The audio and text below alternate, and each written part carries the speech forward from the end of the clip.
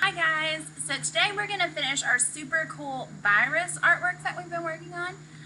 So today the supplies you're going to need are your virus drawing that we did yesterday, a piece of blank paper, okay, just a piece of like scrap paper, some coloring supplies, a pencil maybe if you want.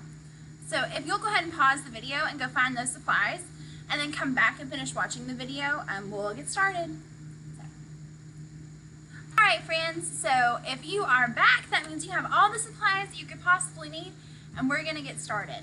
So today what we're going to do is we're going to fight our artwork, right? Or we're going to somehow overpower this virus or this scary thing that we're afraid of, right? So I chose cats, and so I need to make this artwork overpower these cats, right? Just like with the coronavirus, things we can do to fight the coronavirus is use hand sanitizer. We can social distance just like you all are right now, or we can wear our masks, right? There's all kinds of things we can do to fight the coronavirus. But when we think of a virus as of something that we're kind of afraid of, what can we do to fight it, right? So today, we're going to make a symbolic artwork that is going to show us that the thing that we're afraid of, or this virus in our life, we don't need to be afraid of it because we have people in our lives that care about us, or we have someone there that's always going to protect us. So we don't need to worry about all these crazy things that are our virus in our life. All right? So this is kind of what we're going to make today. So this is called pop art, is what it's called. And it is kind of like the superhero themes, right? So there's lots of complementary colors, or color BFFs. We're going to talk about those in a little bit. And then we have this automatopoeia, or it's a word that sounds like the sound, right? You'll learn about that in English class, or reading, or ELA. But we have our pow, or kapow bubble, right? And then I have this fist that's like punching my virus, showing that I can fight this thing that scares me every single day, right? So we're going to do this today, and this is symbolic, showing that the thing that we're worried about, we don't need to be worried about it anymore. Right? Or we don't need to let it affect our life. So I'm so excited to be able to make this with you all. And I hope you all can keep this and remember it, maybe hang it up in your room or something. To remember that you don't need to be worried about or scared or anything about this virus that you have in your life. Okay? So the first thing that we're going to do is we're going to think or look at our color chart that we made. That should be on the back of your artwork, okay? I know mine's a little bit hard to see, so you're going to look at those colors, and you're going to think of colors that are really, really happy to you, okay? And I like to stick with complementary colors, and these are going to be the colors for the background, right? So complementary colors are color BFFs, right? That's what I like to call them. But they're colors that are opposite each other on the color wheel. So blue and orange are opposite each other, right? And these colors are usually like sports teams colors. So we have like the Lakers are purple and yellow, and Christmas, red and green. So what do you know that's blue and orange? Think about that. What do you all know? I'm not sure. You all can let me know. So think of a color combination that really, really makes you happy, or makes you think that you're not going to worry about this virus, right? So I really like the purple and yellow, but I did that on my last one. So I think I might do blue and orange this time. Okay, I'm going to do blue and orange. So, oh, actually my composition has lots of blue and orange in it. So I don't think that's a very good idea, because if I did blue and orange, my virus wouldn't stand out, right? So then my options are red and green, or purple and yellow. And my virus has some green in it. So I think I'm going to go with purple and yellow. You can choose whatever colors you want. You don't have to do complementary colors. That's just the pop art style. They choose complementary colors. Okay? So, what you all are going to do now is we're going to draw our background, okay? And this is a little bit hard and it takes a little bit of time, but it'll be awesome once you're done. So you're going to make these diagonal lines that come out from your virus, okay? And I like to do a tiny line, like one that's skinny together, and then I'll do one that's kind of chunky, right? And then I'm going to spin my paper some. And then I'll do a tiny line, and then a chunky line. Because I like to think of these as like rays of light coming from my virus. So I'm going to make these tiny lines dark. That way it looks like the shadow of the ray. And then the big lines are going to be my bright color. Okay? So make a little line and a chunky line. Okay? Little line, chunky line. Did you all notice I'm not drawing over top of my virus? So, whoops. When I'm drawing my lines, I need a little line. I'm not going to start at the circle of my virus, right? Like here, I'm going to start here on this blue cat ear thing. And I'm going to draw my little line. And then I have my chunky line, right? And I didn't draw over top of that cat tail, did I? I made sure that my lines were like almost behind it, right? So if we're looking at something in the 3-dimensionals, or 3D, I have this, and then I have this behind it. And you can see that my blue marker, right, looks like it's over top of my black marker. But it's actually two different things, right? But if we were drawing this as 2-dimensional, we would draw the black line to here, stop, pick up our black marker, and then draw it the rest of the way, right? That way we didn't draw over top of this. I hope that makes sense. I'm going to draw my little line, my chunky line. Alright, and you all are going to do this until all your lines are done. If you need to pause your video, because I am going super fast, you are welcome to do that. Just pause your video and come back. That would be fabulous. I sometimes also like to use rulers for this because it'll make my lines straighter. But sometimes, like this, I'm okay with it not being perfectly straight.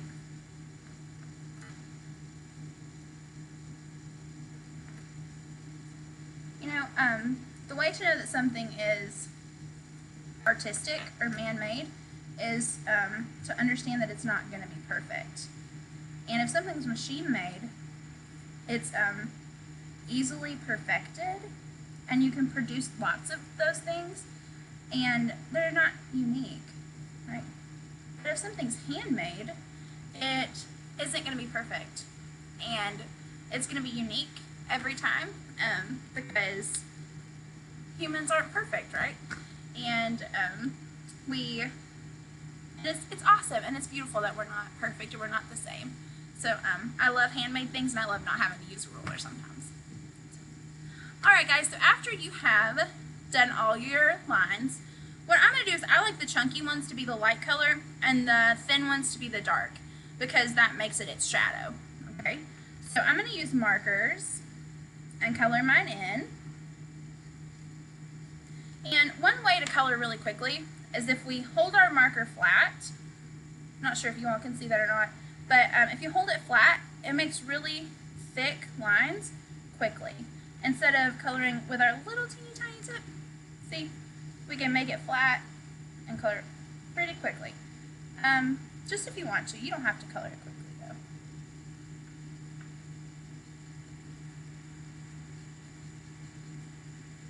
And I want you all to remember that you all are 3rd grade. And you all are 2nd grade actually. I accidentally lied. So you all are 2nd graders, and 2nd graders can completely color their entire paper, right? And they can do that well and color inside the lines. So I want to see how beautiful you all can make your artwork, and how the entire paper can be full of color, okay?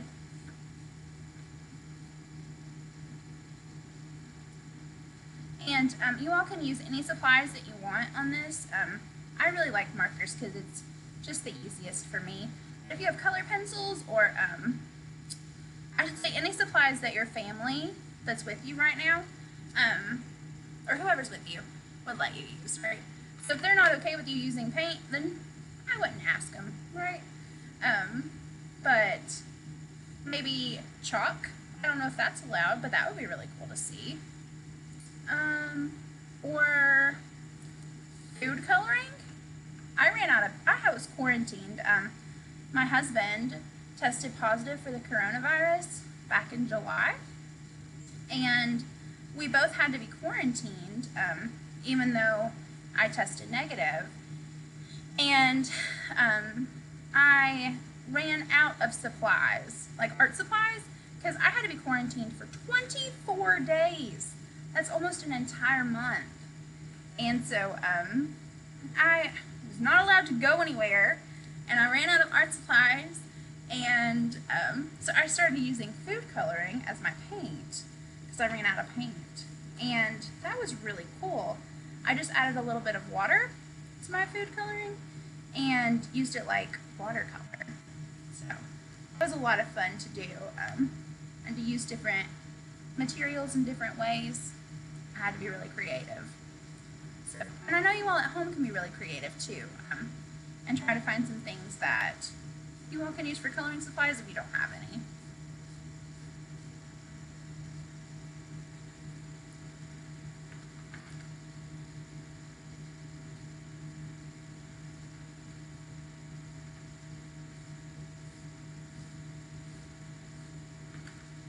Alright guys, so after we have this whole thing colored, okay, you can pause it and finish coloring, but if you want to, you don't have to. So the next step after we get done coloring is that we're going to add our fist and our pow, right? So you can either, I want you to think of a word that you might want to use, right? Maybe a word that you come up with on your own. You just make up some crazy word.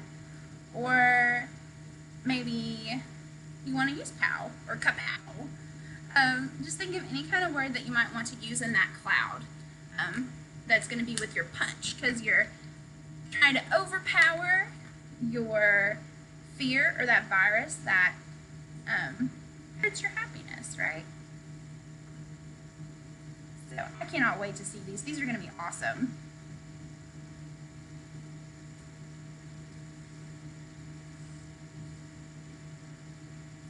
And if any of your family is doing these lessons with you, I would love to see what they create too.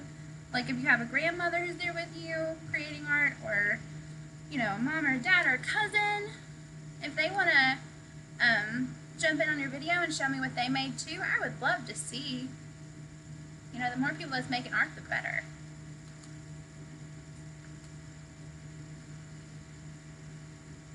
Art's kind of hard to do when you're by yourself. It's a whole lot more fun when people are around.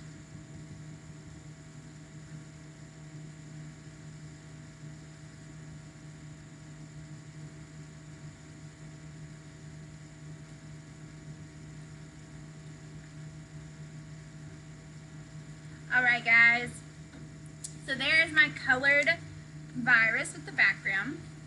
So now what we're going to do is we are going to draw our hand and our kapow, okay? And the kapow, I like to leave it a lighter color, that way you can kind of see it better. I probably need to add more contrast between my pow and my hand though, but you all can do whatever. So the pow is just a starburst, right? Just like that. And then when we go to write the, oh, I can't see that. When you go to write the bubble letters, what I like to do is I like to use a pencil. And I'll write the letters and then I'll draw around it, which I know you all have done before. We've done that together. So. All right, and then when we draw our hand, what I like to do is I like to start with the wrist, okay? And I like to add a bracelet most of the time. And then I'll start with my thumb, but hands kind of come out like this, kind of like a V. And so this is going to be my thumb, right here. And I'm going to come down. So if I make a fist, see, and I'm looking at it like this, I have my thumb that comes down the furthest, and then I have my index, my middle finger, my ring finger, and my pinky, right? So my pinky is going to be the shortest, just here. And then I have my ring finger, which is a little bit higher, my middle finger, and then my index finger and my middle finger are really, really similar, okay? So just like this.